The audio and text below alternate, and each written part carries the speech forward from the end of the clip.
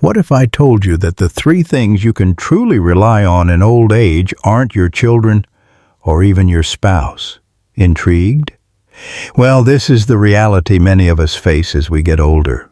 While family and spouses can provide love and support, they're not always enough to navigate the complexities of aging. Today, we're going to talk about the real pillars that will keep you strong, independent, and fulfilled in your later years. So why is it important not to put all our trust in others? And what can actually support us as we age?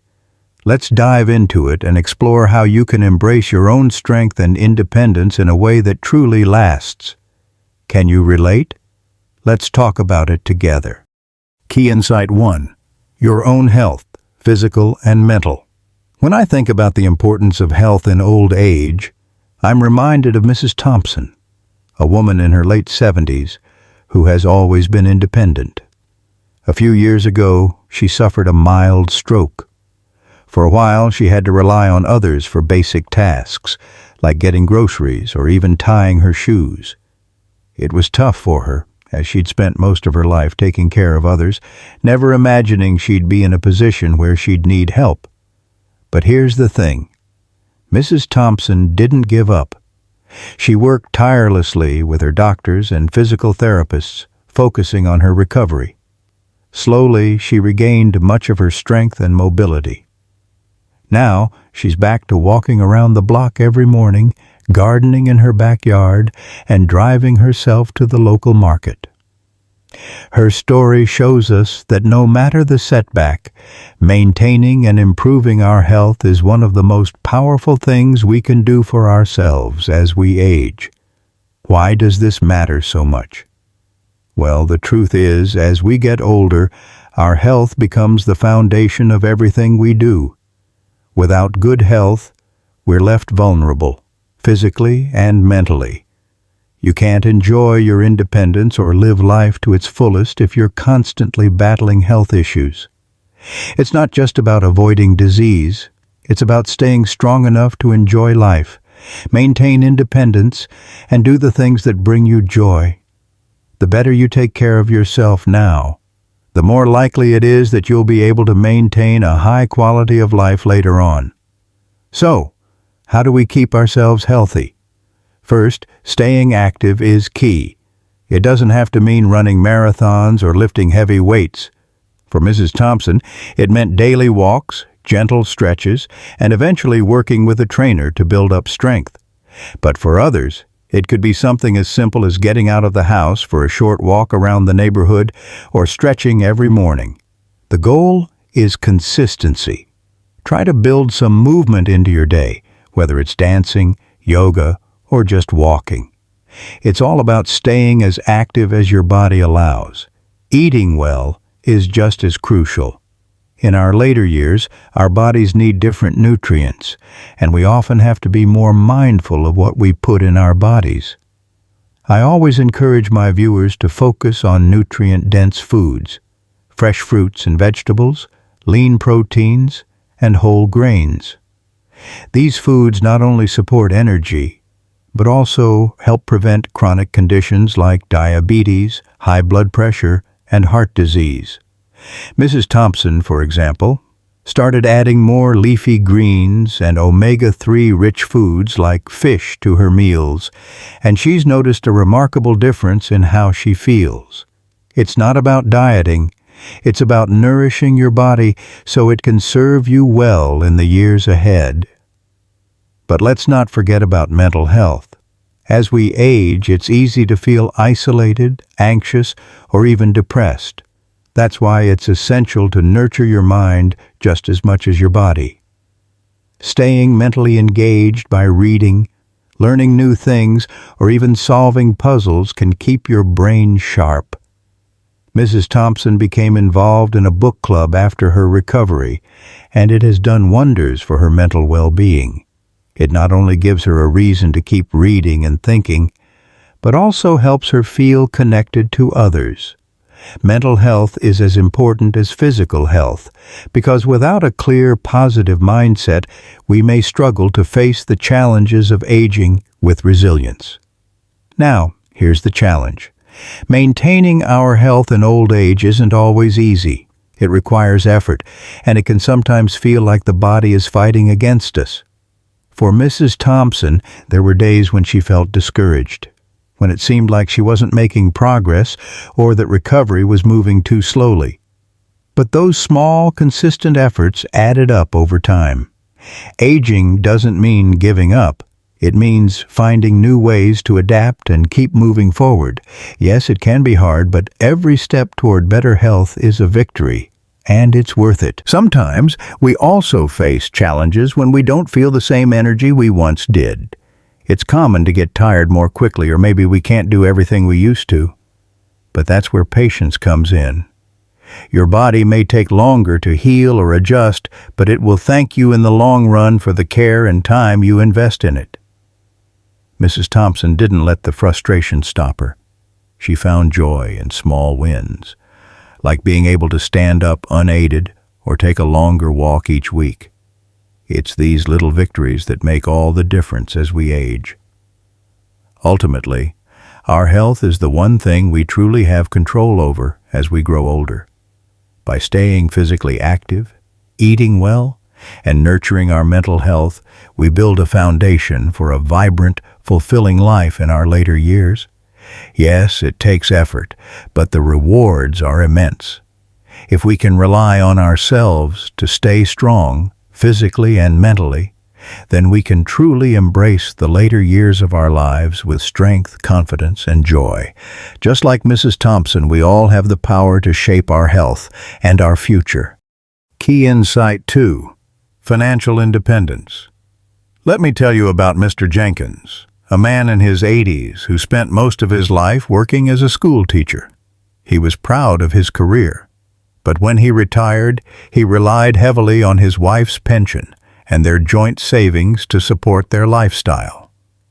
It wasn't until his wife passed away that Mr. Jenkins realized how unprepared he was financially.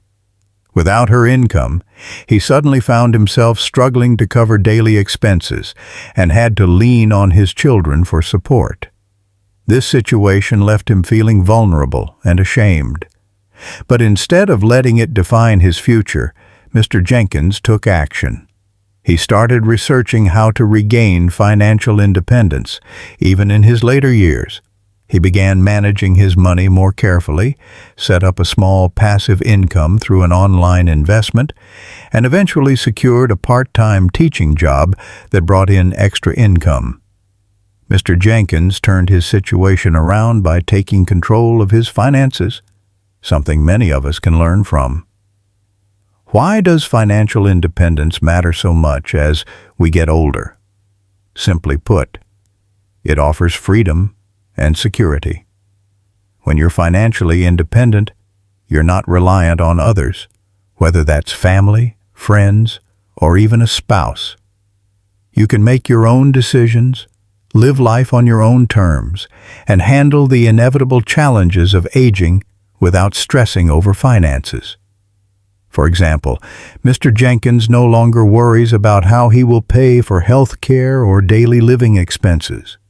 He knows that even as he ages, his finances are secure enough to give him peace of mind. This security is priceless, especially when it comes to your health, housing, and even your emotional well-being. So, how do we achieve financial independence? First, it's crucial to understand your finances and create a plan. Start by tracking your income and expenses, and be honest about what you spend versus what you save. It might feel overwhelming at first, but getting a clear picture of where your money goes is the first step toward taking control. Once you understand your cash flow, look for opportunities to reduce unnecessary expenses. This could be anything from cooking more at home to canceling subscriptions you don't use. Small changes can add up over time and give you more breathing room in your budget. Another key to financial independence is setting up passive income. This could mean investing in stocks, rental properties, or other opportunities that generate money even when you're not actively working. Mr. Jenkins, for example, began learning about dividend stocks. He invested a portion of his savings into shares that paid regular dividends, which helped supplement his income without requiring him to do anything extra. If you're in your 60s or 70s, it's never too late to start learning about these options, whether it's through books, online courses, or financial advisors. The goal is to have multiple streams of income, to reduce reliance on any single source, and to be prepared for the unexpected. However, one of the biggest challenges many face is the fear of losing financial independence as they age. It's natural to worry about outliving your savings or becoming dependent on others.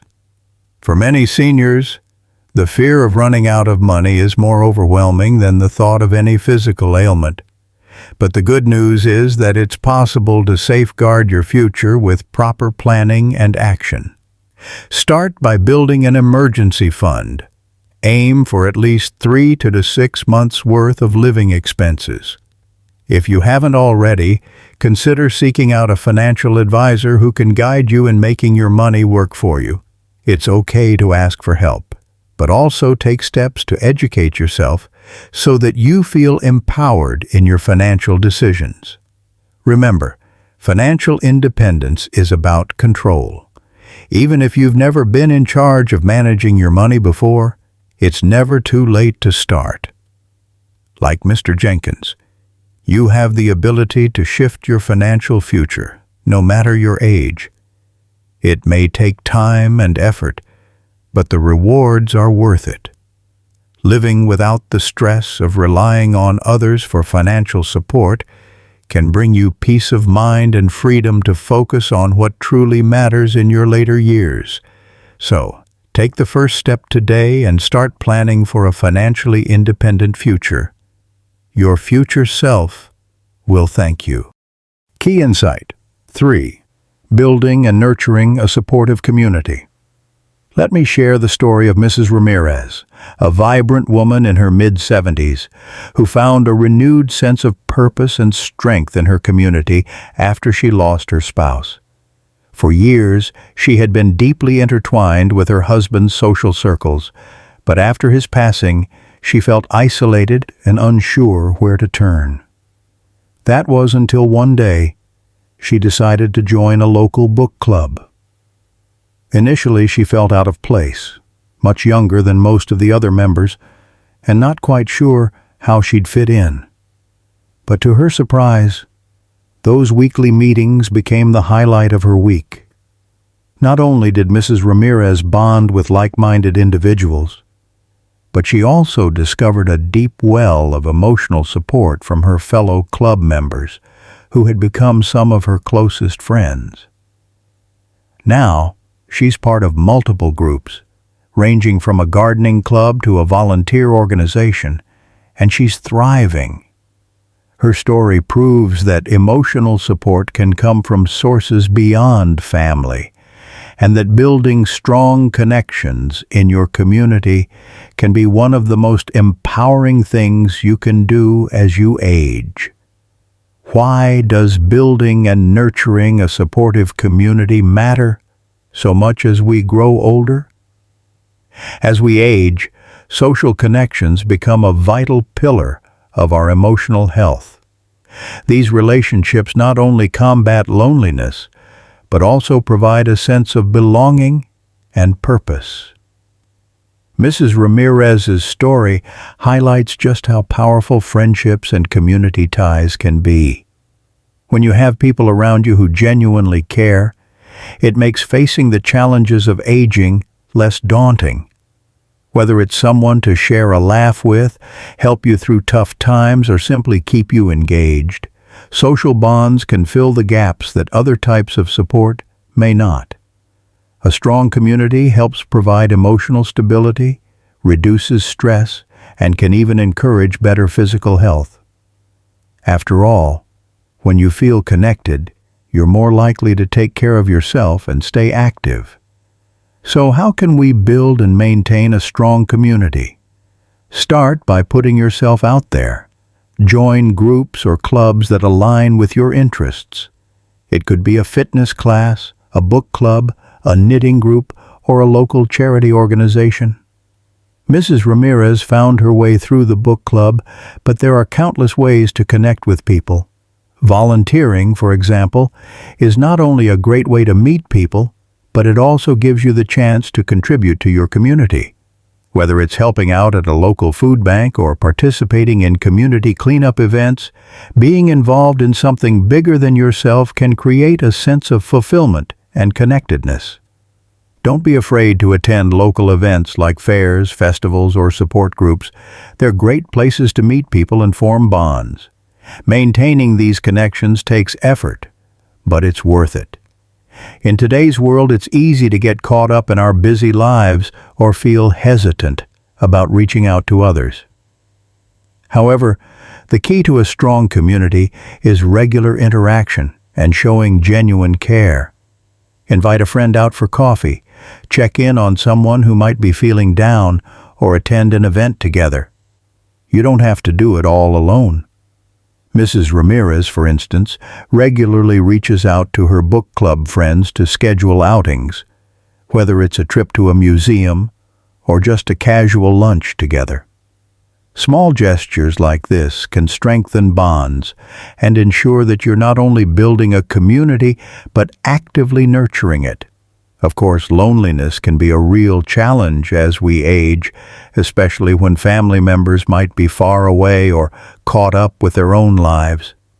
It's normal to feel isolated at times, but it's important to remember that community is a two-way street. You have the power to reach out and create meaningful connections, even when it feels difficult. It's never too late to build a support network, and you don't have to rely solely on family for emotional well-being. Mrs. Ramirez's story is proof that the connections we form outside of our immediate family can offer just as much love, support, and fulfillment. In fact, sometimes these bonds can be even more rewarding because they're built on shared interests and experiences, which can bring a deeper sense of joy and satisfaction.